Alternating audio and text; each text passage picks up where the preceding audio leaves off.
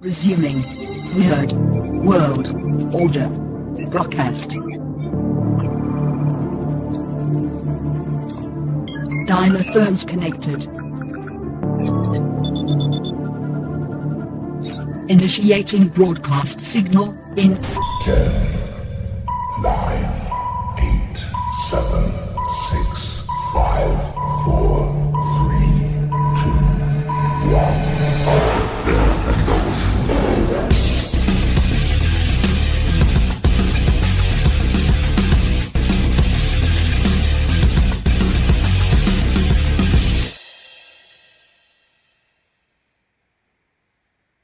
Ladies, gentlemen, and knights of the Nerd World Order, this is the Nerd World Order broadcast. I am the man that you call Dukes, and to my right, it's all about the...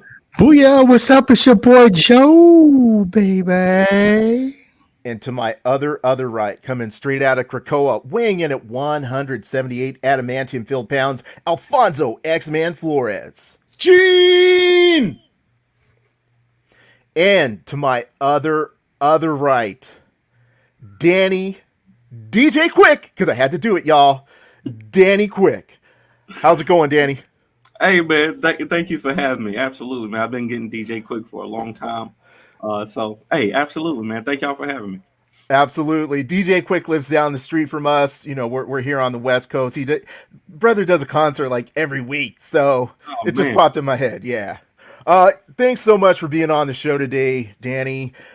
Today we are going to be discussing Danny's 7th installment of the Aceblade series, and I was just really excited to have Danny on today. So thank you very much for being on, Danny. Thank you. I'm ready. Absolutely. Okay, so obviously Nerd World Order, some of you are very familiar with Danny's work. Some of you are like, okay, I'm tired of hearing your voice, Dukes. Let Danny talk. Tell us a little bit about who he is. So, Danny, just start off by telling me a little bit about who you are, what you do. Yeah. Thank you, Dukes. My name is Danny J. Quick. I'm the co-creator of Aceblade and King Supreme. Most of the Fourth Wall Universe comics. I've been making comics for about 10 years now, but it all started when I was in Iraq in 2008, 2009. You know, me and a friend of mine, we came up with this character Aceblade before I left, and while I was over there, you know, I just was writing in my free time. Any free time I had, you know, there's not much you can do while you're deployed.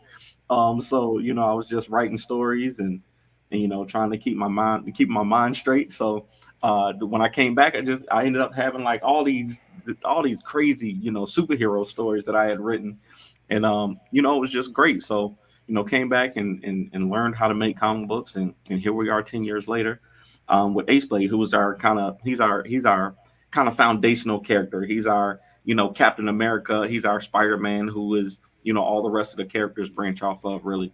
So, you know, right now we're working on the 7th issue. So I'm happy about it. Nice. Very nice. So, you know, you're number one. Thank you very much for your service, man. Nothing but respect for that. You know, you're in Iraq, and to me, if you're thinking comic books, you're a big nerd, man. What makes you a nerd exactly?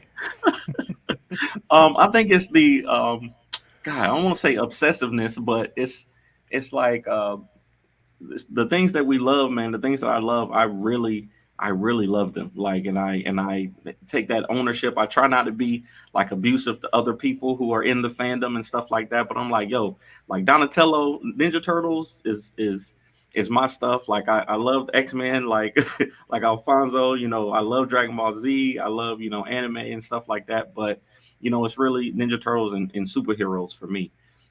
So it's just like those things, man. I'll take ownership of, and I'll keep me a little Pikachu because of Pokemon way back in middle school. You know, I got bullied and picked on for loving. Well, it probably wasn't that. It was probably because I wasn't brushing my teeth or washing my clothes. But I felt like, you know, I was weird, and I knew that Pokemon, you know, me bringing the Pokemon cards to school had something to do with it. But you know, I still keep those things around to this day, man. I'm 38 now, and I still love Pokemon. I still love Dragon Ball Z, and I still, you know, love those things. And now I'm creating things that I hope people in the next generation will love.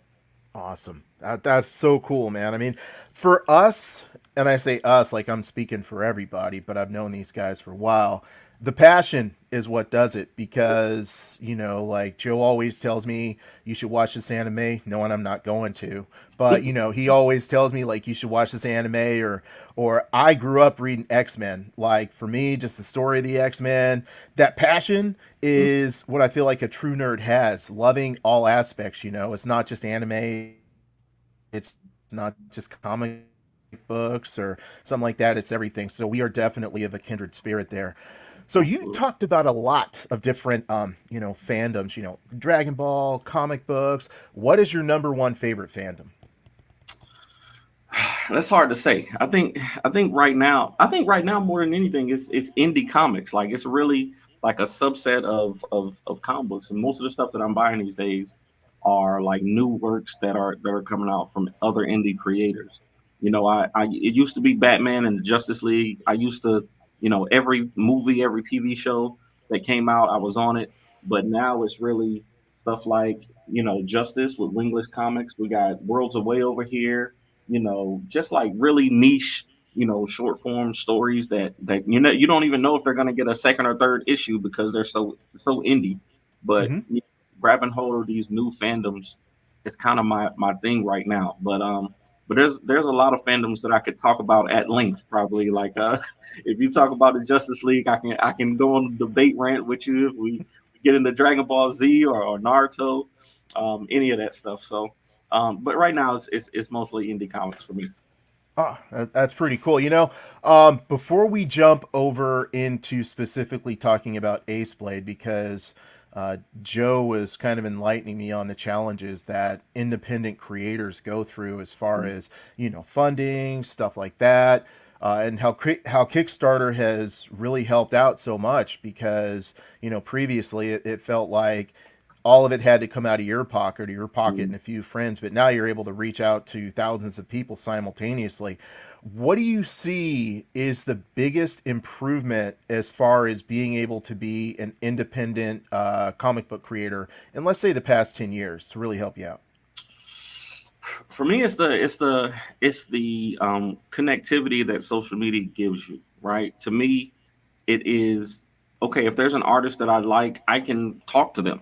I can reach out to them and see if they're available to do, an Ace Blade pinup or a sketch or something like that, or if I actually want to learn something from an artist or something. Most people have podcasts or they might have a YouTube series on how they do certain things, and you can really just learn anything.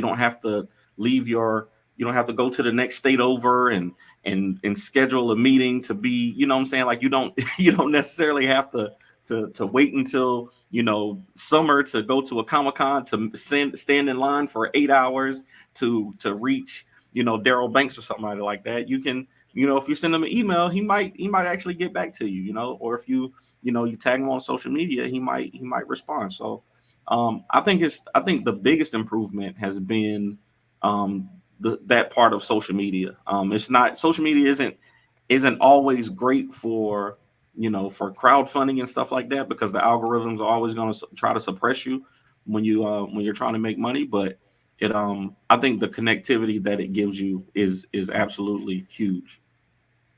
Yeah. Jay Quick with it, because I'll give you my own nickname that I think is good for you. Do you find it hard to reach out to certain artists, and or if you want to do like a co-write on a comic, do you find it hard to reach out to those? I mean, social media is easy to reach people, but you find depending on who the artist is, it's they don't they think you're either they're too good or you're too small for them to do anything with you. Do you ever find you come across that? I have seen some of that, but mostly I think the folks but that doesn't bother me. If somebody is too, like I'm not that okay, I probably don't want to work with you anyway. If we get to the point where I'm literally trying to pay you to do something and you're like, oh, I'm not gonna Ace Blade, who is that? I'm not like I don't okay, cool.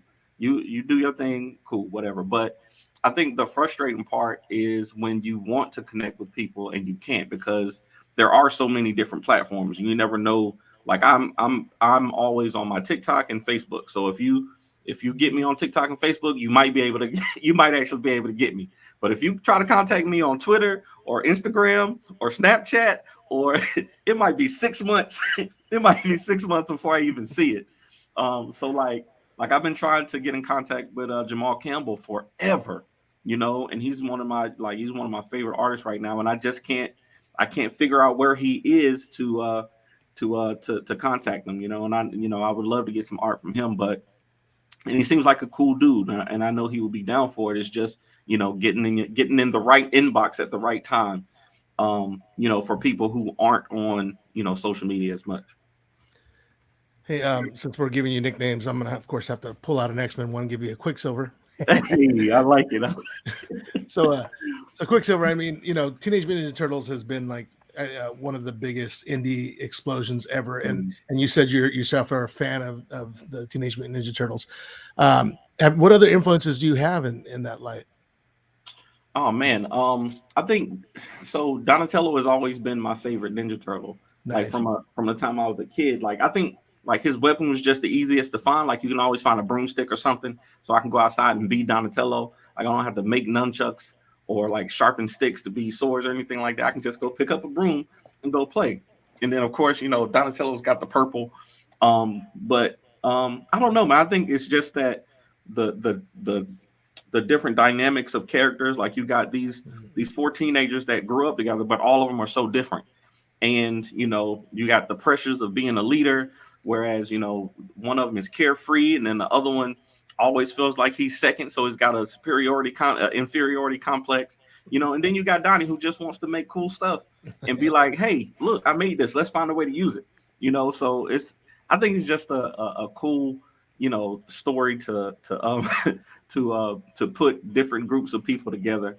And but then when it comes down to it, when it's like, hey, all right, Shredder's out here, we got to go get them. They're all on one accord then. So I think that's one cool thing from Ninja Turtles that I try to put in my comics for sure. Nice, awesome. By the way, we always I guess Alfonso did it. He said which of us are which Ninja Turtle. So I'm Leonardo. I don't know. I guess maybe they think I'm too serious. I gotta be Donnie. I got to. Well, that works out because I was Michelangelo, and Joe, who are you again? Of course, Raph. We got the team. We got the whole team.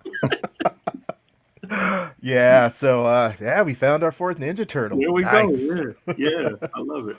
Cool. So let's jump into Aceblade, because I want all of the members of the Nerd World Order to have the opportunity to understand Aceblade, get as excited about Aceblade as we are. So the forum is yours, Danny. Tell us about Aceblade. Oh yeah, Aceblade. Aceblade is really it's hard. It's hard to talk about Aceblade because the themes of the stories are not what people see first when they read it. Okay, so you see this purple ninja guy who's got the swords, and he's this master fighter, and you see he's got these supervillains. But the story is actually about like fighting against greed in our society, right? So most of the villains, if when you start reading Aceblade, you'll see that instead of it being some kind of nuclear accident or something like that, they've gotten their powers because they were being greedy. Like they wanted more than their portion, and they fell into a situation where they got superpowers because of it, and now they're using their superpowers to hurt other people. So Aceblade is kind of fighting against all the facets of that, and how greed kind of corrupts each part of society, and that's so boring to talk about that I never do. Like I never even talk about that part of it. It's like, okay, this woman wants to steal, and she's got the power to disappear. So of course she's gonna be like she's our Catwoman type. Blackjack is our Catwoman type.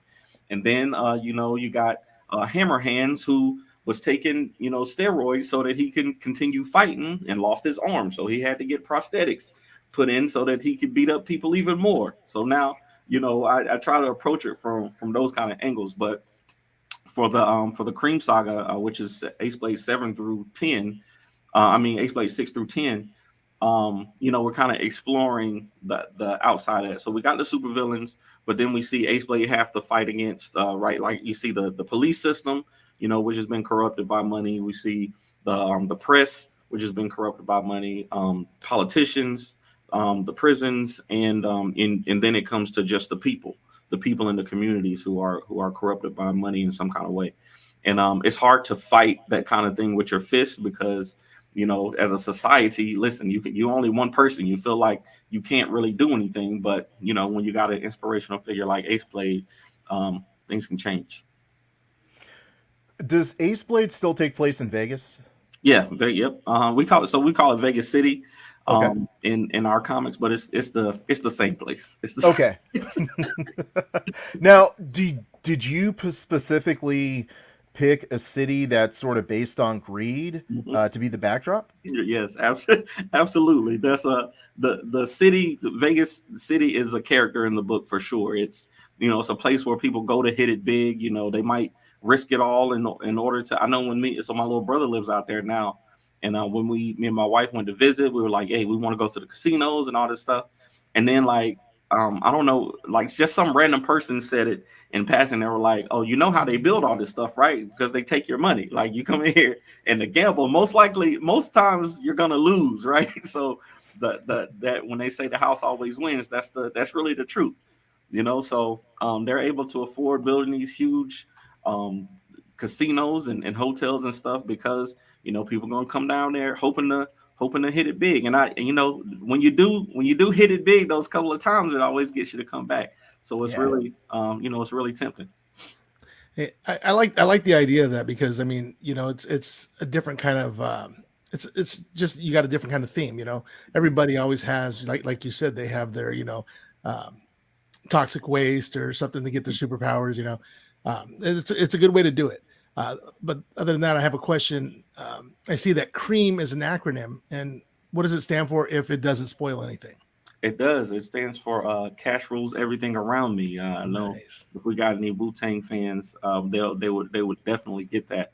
But that's the whole theme of this arc is Cash Rules Everything Around Me. And that's what Aceblade is fighting against. So when you got literally your next door neighbor who will sell you out for $100,000, somebody comes and offers themselves, hey, if you say this about your neighbor and I'll give you this money, cash. That cash talks, man. It's hard to turn it down, for something that's not gonna hurt you.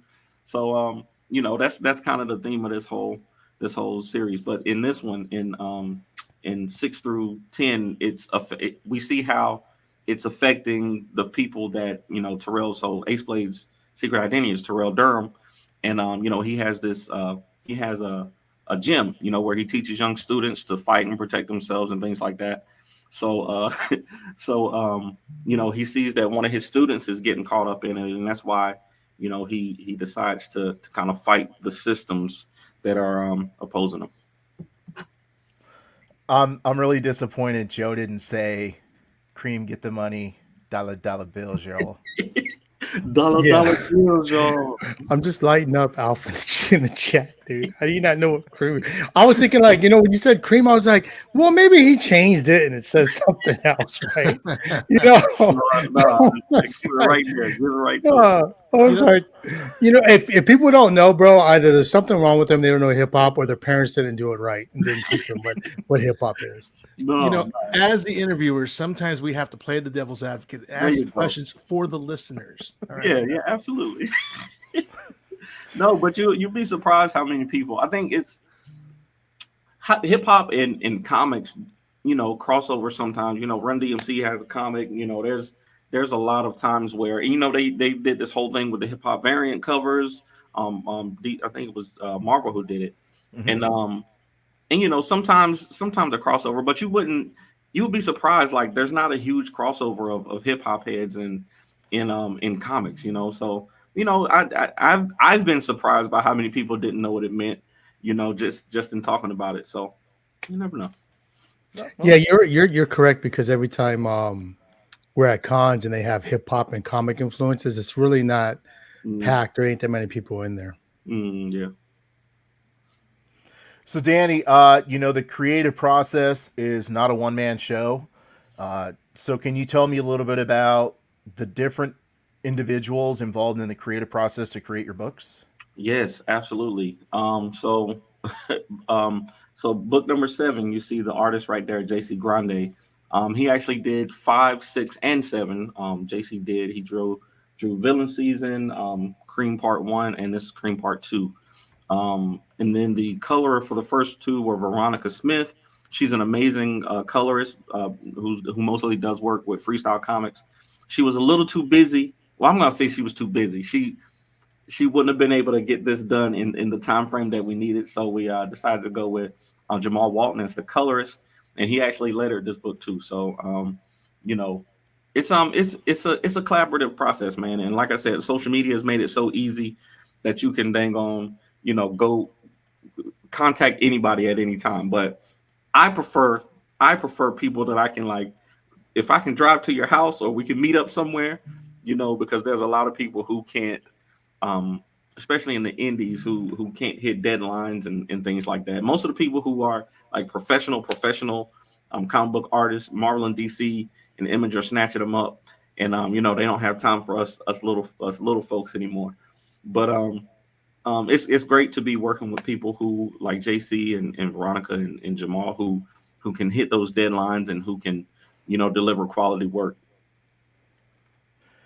Awesome. So, speaking of delivering deadlines, quality work, et cetera, as I alluded to before, one of the challenges that artists have had for years or creators have had is simply getting together the funding. So, where can or how can people find you on Kickstarter?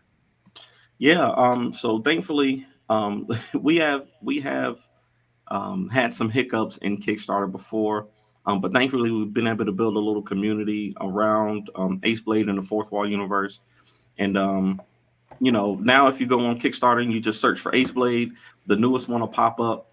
You can literally, go and pledge right now. We got Ace Blade number 7 on there until I want to say November the 15th, I believe, or November the 13th. And we're about at 75% right now. So we're hoping to be able to close this out this week or next week. And we appreciate all the support and all the help. Yeah, I know you have some incredible merchandise, man. I remember when you brought out your shoes. I was like, Yeah. Danny got shoes now? I'm making t-shirt. This brother got shoes. What's up with that? Hey man, hey, yeah. We try to do something different. I mean, really what it is we try to do something different with each campaign. Like this one was the Ace Blade statues. The first time we've been able to get the statues done for Ace Blade. Hmm. So we only made 10 of them available, and I want to say all 10 of them are gone at this point. But if not, it's probably 7 or 8 of them are gone. But just we just wanted to provide something different with each campaign to give people a reason to come back. And if you got all 6 of the Ace Blade comics, you're only going to pledge to get the one more, unless we got something new that you can get. So people who've been fans of Ace Blade, last time it was the shoes, this time it's the action figures, and then next time we got something cooking for next time too. Nice, very nice. Yeah, man. Obviously for those who are watching it on YouTube or whatever other video service, you can see we have the figures there, and it's just a sick figure because I like that he's on the Ace of Spades card. Yeah, yeah. That's a real nice touch. Who helped you put that together? Yeah, so I actually went through the whole process of buying a 3D printer and all that stuff, but I couldn't figure it out. I could not, my old man brain couldn't figure out how to, sculpt and design it myself. So what I did was I went on Fiverr. I went on Fiverr and I found somebody, who had pretty good scores. I think it ended up costing me like $100 to get the 3D file. Hmm. And then there's JC Grande, not JC, but Viet Nguyen. He used to do the custom Ace Blade pop dolls that we did, and he was like, "Oh yeah, I can 3D print that for you." So he 3D printed it, he painted it, and then he sent it right over to me. So we decided to go with 10 because they do take some time.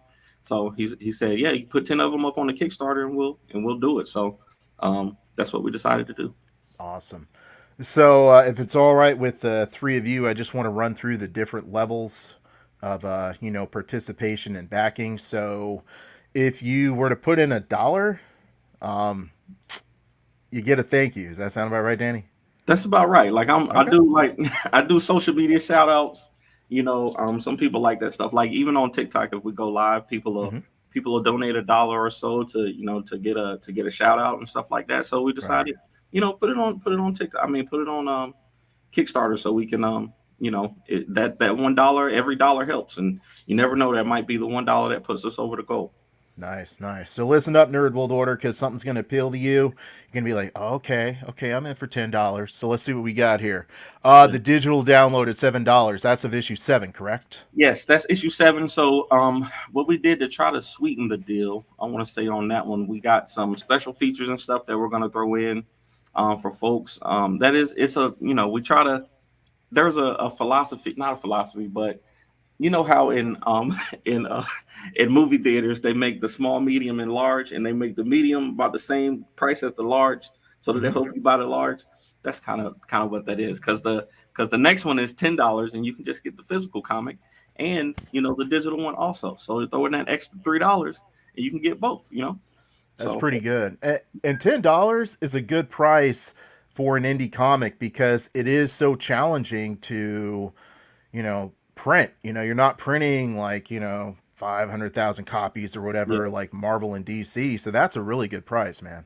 yeah, and all the prices on everything went up in the last 2 years too. So like, printing is more expensive, paper is more expensive, shipping is more expensive, all the things that, but even, I mean, of course the art itself is more expensive too, but to be able to make an indie comic, and we're hoping to sell 500, 1,000 copies of this thing, and but then at 10 o'clock, at $10 we'll be able to make our money back and keep making comics, and that's really the goal.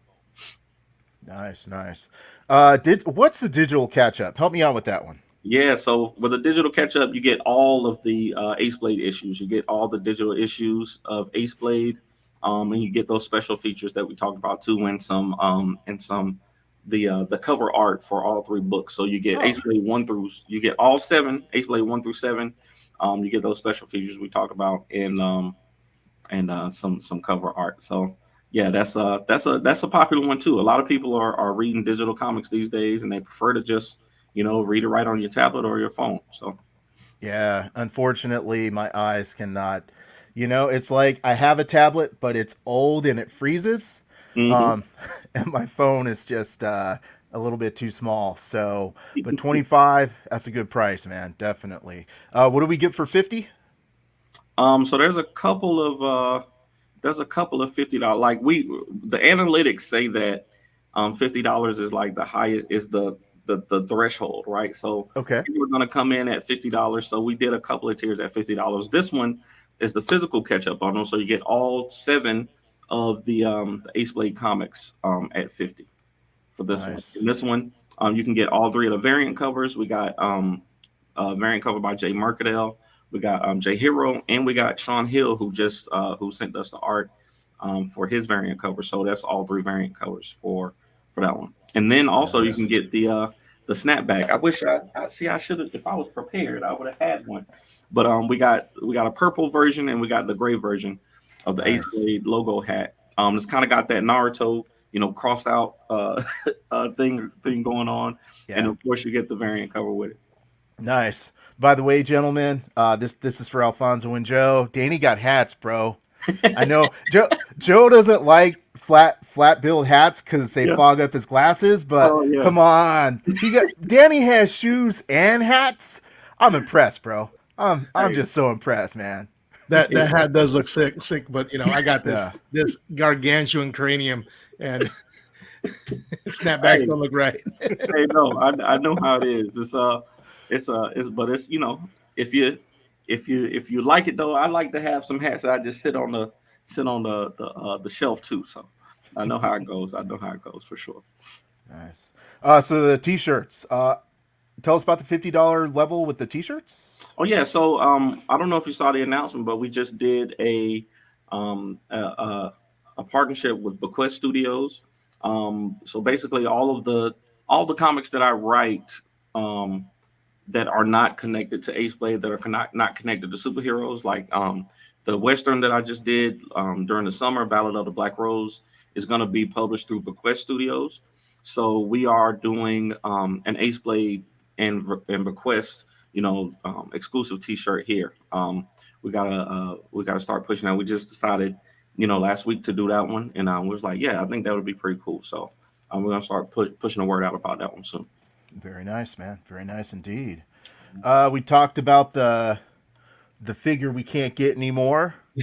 So, you guys need to write into Danny. Say you need to open up a few more of those action figure spots. I'm gonna ask. I'm gonna ask V. Because he said, he limited me to 10. But I'm gonna say, hey man, they sold out. Let me get 10 more. Let me get 5 more. Let me see what we can do. Because I feel like they would sell. We see those 10 are already gone. So I feel like we could sell five more maybe. And maybe change it up a bit so those first 10 are like exclusive ones. You know what I mean? Yeah, just a little change. Yeah, absolutely. I love it. Put some blood on the sword.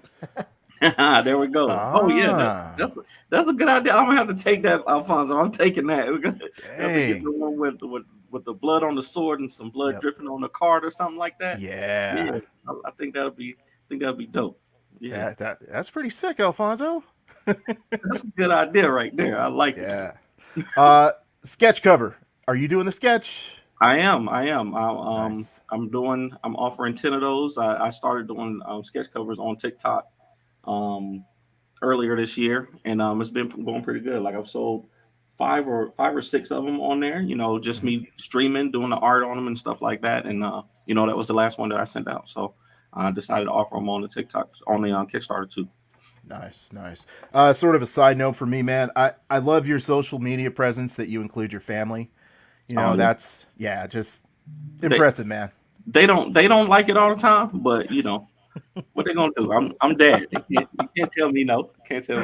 Yeah, it's funny because my son always tells me, "No, I'm shy. I don't want to be on camera." I'm like, just take the picture. Yeah, I'm shy too. Like that's why I try to tell my kids all the time. Like, me and Morgan talk about it all the time. If we didn't have to use social media to get the word out about these comics, I wouldn't be on it as much, of course. Right. Because social media can be draining. It's really a second job, but at the same time, I have fun with it. I try to include the family. My youngest daughter, she likes to do little dances and stuff. So she's like, hey, let's do this as a TikTok. And I'm like, sure, let's do it. I'll get up and dance. Otherwise, I'm not dancing on TikTok. I'm not doing that stuff. But if the baby girl wants to, she sees something that she will have fun doing, I'll do it with her. And then I want to show off, the kids do art, and my wife has a hair salon and stuff. So, why not put that stuff out there? Absolutely, man. So let's take a look. What's the Fourth Wall Universe bundle? What do you got with that? So those are the other that's of course all 7 Aceblade comics. But then you get the rest of the other 4, the other 7 comic books in our universe also. So that'll be Lumberjacks 1 through 3. You'll get both King Supreme comic books and Harlem. So that's the ultimate bundle right there. Pretty nice. Let's see here. So you got your graded books? Yeah, we got some graded books. So we for that one we're going to offer both Aceblade #1 graded, so they'll basically get an option. If you want to get a graded one, it'll either be CGC or CVCS. And we send the books in. We'll go to a comic book convention, sign them, and send them in to be graded. And you can either get Aceblade #1 or Aceblade #7, depending on which one you want. Right. So is everyone involved in 1 and 7 going to sign that? Just me for the for this tier. I couldn't get I can't. That's one of those things that you have to schedule people being in the same place at the same time. Right. And it's crazy. The logistics of that would be crazy. But hopefully, with Aceblade #8, we will be able to do that because myself, Jamal, are here in the same place. So myself, William, and Jamal, who are all in North Carolina, I will be able to offer that for Aceblade #8, getting all 3 of us to sign it and get them graded. Nice, very nice. So all the gear, including those shoes I keep talking about, everything. So tell me a little bit about the 250 tier. Yeah, that's all the gear, man. Like I said, you get the shoes, the cream ones, as I like to call them, the Aceblade cream ones. You get that hat, you get both T-shirts. The T-shirt that Michael Watson did on Chat and Draw the other night, we wanted to find a way to include that, so you get both of those T-shirts, and of course you get the comic books. Very nice, man. Very nice indeed. And it looks like the final level here is a big eyeball. Yes, that's all of everything. So that's everything. I don't know if y'all seen, what was it? Everywhere, everything, everywhere, all at once. The donut, the donut in the end. I was like, hey, this is the bundle where you get everything. You pay $500, you get all the comics, you get all the behind the scenes, you get all the merch, and then we're just gonna throw everything in the box and send it to you. So in the past we've been fortunate enough to have, people want some everything that we had, and we wanted to have a bundle available for that too. That's pretty cool, man. I mean, obviously for a person who's a super fan, does that include in the bundle the CGC graded comic book? Yes. Yep. Absolutely. See, that's a good deal. So that's an excellent, man. I like that 100%. So I feel like Ace Blade's really exciting, and the thing that I like about it is, to your point, it's not your average, superhero. Got my powers through, radiation or something like that. Where do you see Ace Blade going? Do you have the end of the story in mind, and do you have any ideas to move it over, maybe into live action, anything like that? Um, yes, the answer is yes to all of that. So we I already know where Ace Blade's story ends. Now, how many issues we do that in is absolutely up to however, how long we can make these comic books. But we got a crazy ending in mind for Ace Blade and some of the other characters. I'll just say that. And but yeah, we my wife actually made an Ace Blade costume this past couple weeks ago, and we got somebody to come in and try it on. I'm gonna start posting those pictures soon, but we're gearing up to do some live action stuff. So it might not be super fancy. X-Blade doesn't have any superpowers, so it might not be too CGC. I mean, it's too CGI heavy. But we just want to be able to tell a pretty cool story, and and do it in different mediums to kind of show what it could be. So we got some ideas, and we're gearing up to do that early next year. Okay, awesome. Yeah. So let's see here. Looking at the Ace Blade, just trying to look. You said you're 75% funding right now, correct? Just about, yeah. I think we're Okay. just about 74, 75% right now. So Okay. trying to get Awesome. to the 100% here Right. hopefully before the end of the week. But we got a comic book convention this weekend that we're really gonna be pushing that also. So hopefully we can cross the line before the end of the week. Okay. And do you find going to conventions, things of that nature, helps you out as far as getting more people interested in the Kickstarter? It's up and down, really. I think it gives me a reason to talk to people, and it gives me an opportunity to talk to people about the Kickstarter. So, of course, the more people that hear about it, the more likely there'll be people who pledge to it. But um, I think the analytics I've seen is like, if you talk to 1,000 people, only 80 only 80 are gonna actually do the thing. You might get Right. 7 to 8%, who hear about it to do it. So I feel like the more people that see it, the more people that interact with Ace Blade, and the more people I tell is on Kickstarter, the better. So if I can get 1,000 people over the weekend and tell them, then maybe I will get, maybe I'll get 80 more people to jump in. But you know, I'll be happy to just sit there and talk about comics for the whole weekend either way. Yeah. Oh, do you find comic book conventions to be a little exhausting, or do you find them to be sort of energizing?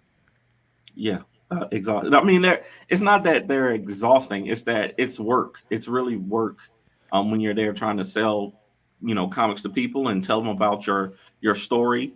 And it's like doing a whole podcast interview in 2 minutes. The 2 minutes that I have to talk to somebody that's walking by, I either got to decide to give them the backstory, I got to pitch them the comics, or I got to try to sell it to them, or tell them about the Kickstarter, make that decision, and then captivate them right then and there. And then yeah, it can be very exhausting, but I think it's just because it's actually work to do. It's work to do it if you're not naturally good at it. I'm not a salesman by any means. So so I kind of have to get outside of my comfort zone. I love talking about comics, but I would honestly rather talk about Spider-Man that I know people are already, I know people are connected through watching 30 years of Spider-Man than having to introduce them to something else. It's easier to have a conversation about the X-Men or Dragon Ball Z because we already share those connections. But I'm happy to do it though. Yeah, yeah, absolutely.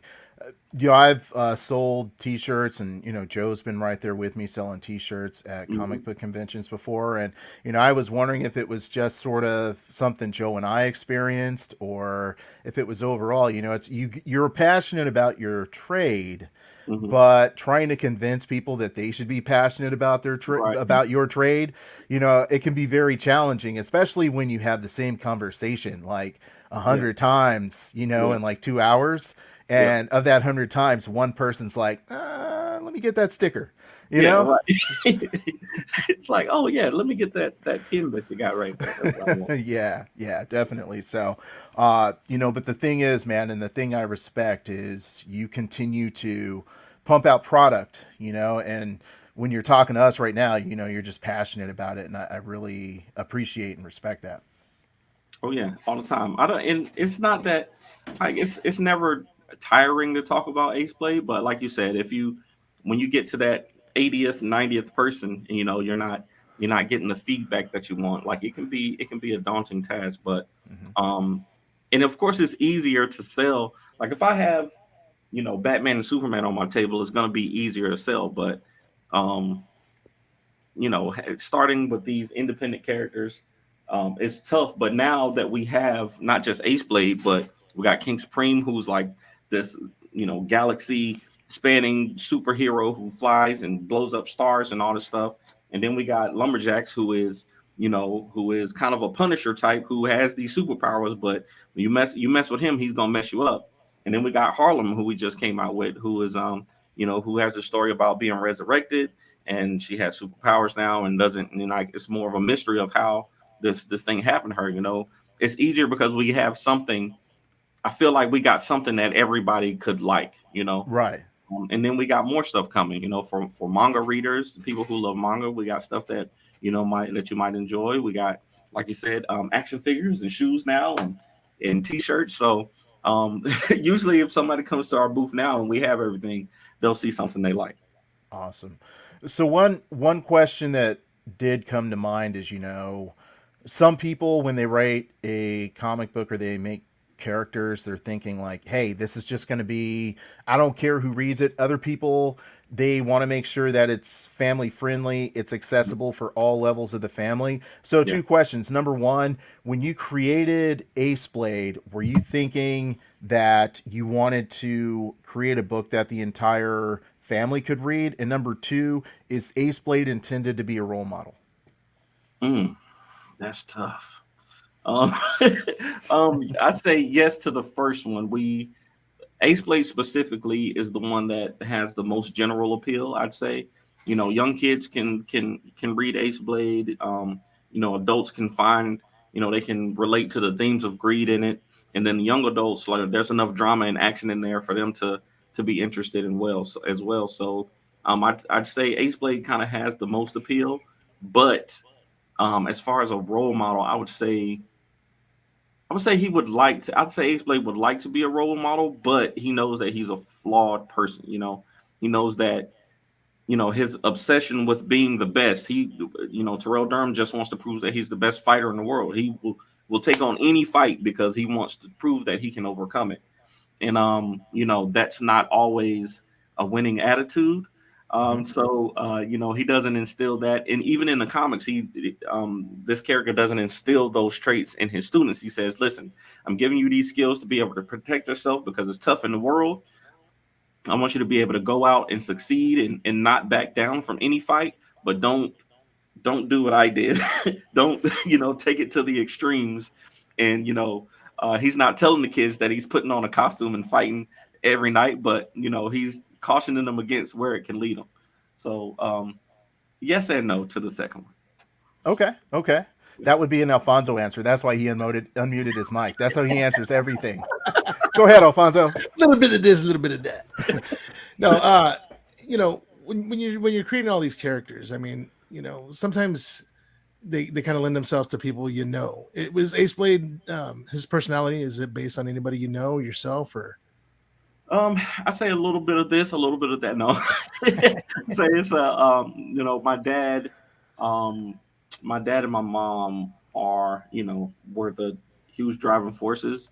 My father was in prison for the first 8 years of my life, and when he came back, he wasn't the same person that my mom, you know, fell in love with, I guess. But them two being able to be patient and kind to each other, you know, taught me that, you know, there's more important things than, you know, that the society around you can't really determine what you do. You know, if everybody is telling you, hey, do this one thing, but you believe in doing the thing that you believe is right, you know, that kind of is the better way to go about it from what I've seen.